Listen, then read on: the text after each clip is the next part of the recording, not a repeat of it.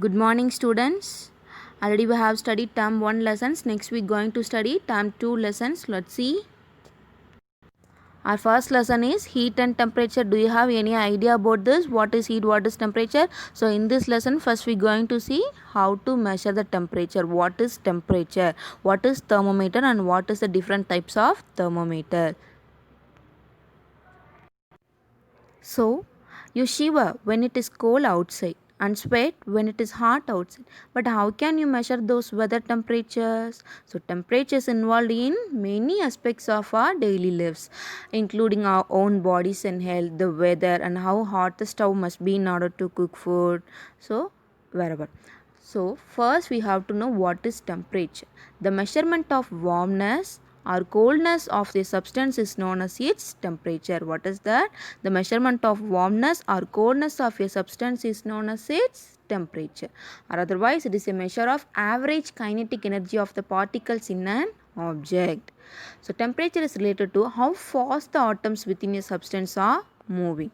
So, do you have any idea? So now you have an idea about this temperature. So next we are going to see how to measure the temperature using units. So there are three units which are used to measure the temperature. One is Celsius, another one is Fahrenheit and another one is Kelvin. So first one is Celsius. The Celsius is written as degree Celsius. What is? The Celsius is written as degree Celsius and read as degree. For example, if it is a 20 degree Celsius, it is read as 20 degree Celsius. If for example, if it is 0 degree, then we can read this 0 degree Celsius. So also we call it as centigrade. So next Fahrenheit. So Fahrenheit is written as degree Fahrenheit. For example, if it is a 32 degree, so 32 degree Fahrenheit, we should read that. So next Kelvin. So Kelvin is written as only K, capital K. For example, if it is a 100 Kelvin, we should write 100 plus capital K. So it is read as 100 Kelvin. So the SI unit of temperature is Kelvin. Already we have seen a measurement lesson, right?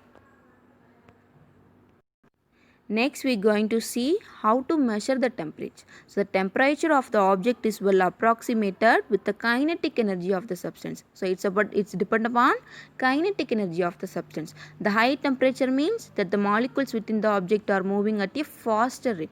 But the question arises, how to measure it? So molecules in any substance are very small to analyze and calculate its movement. So in order to measure its temperature, you must use an indirect method.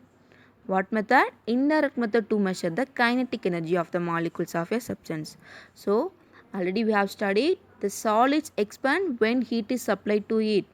Like solid substance, liquid also affected by heat. So, to know this, let us do the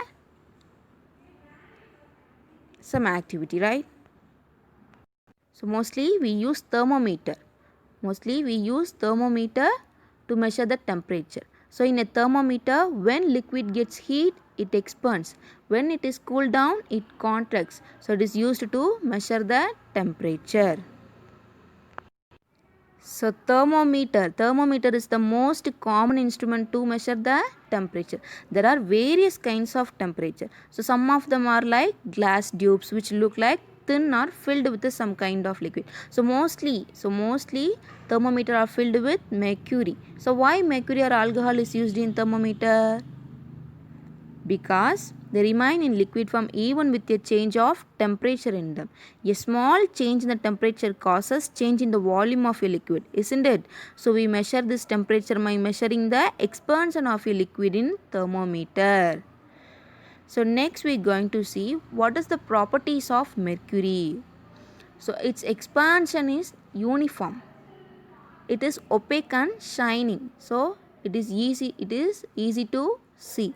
So it does not stick to the sides of the glass tube.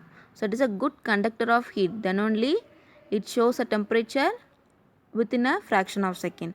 Next, it is a good conductor of heat. It has a high boiling point 357 degrees Celsius and a low freezing point minus 39 degrees Celsius. Hence, a wide range of temperature can be measured using the mercury thermometer. So, next, properties of alcohol. So, already we have seen properties of mercury. So, next, properties of alcohol. Because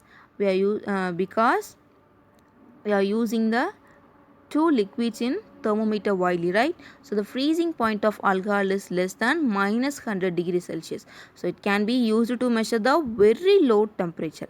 Its expansion per degree Celsius rise in temperature is very large. It can be colored brightly and hence is easily visible. Yes, so that's why we use mercury and alcohol in thermometer. So the next class we're going to see what are all the types of thermometers. Okay, thank you, ma.